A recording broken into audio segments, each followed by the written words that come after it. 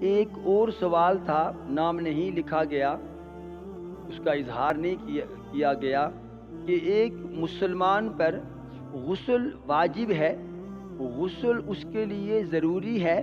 لیکن اس نے پاک کپڑے پہن لیے، کیا وہ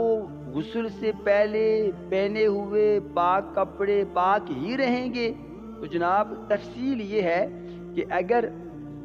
جسم پر ناپاکی موجود ہو اور وہ ناپاکی تازہ ہو، گیلی ہو، کوئی بھی ناپاک چیز ہو، پیشاب ہو، پاخانہ ہو، منی ہو، جو بھی ناپاک چیزیں ہیں، تو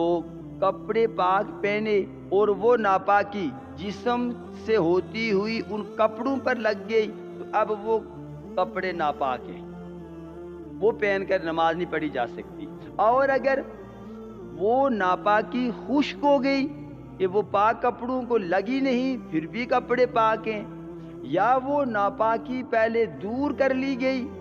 اور پھر جگہ کو خشک کر لیا گیا، غسل ابھی نہیں کیا، ناپاکی دور کر لی، دھو لی، اس کو خشک کر لیا، پھر پاک کپڑے پہن لیے اور پھر بعد میں غسل کیا، اب یہ پاک کپڑے پاک ہی رہیں گے، اس لیے کہ ان پر کوئی ناپاکی لگی نہیں، ٹچ نہیں ہوئی، تو لہٰذا یہ پاک کپڑے پاک ہی رہیں گے۔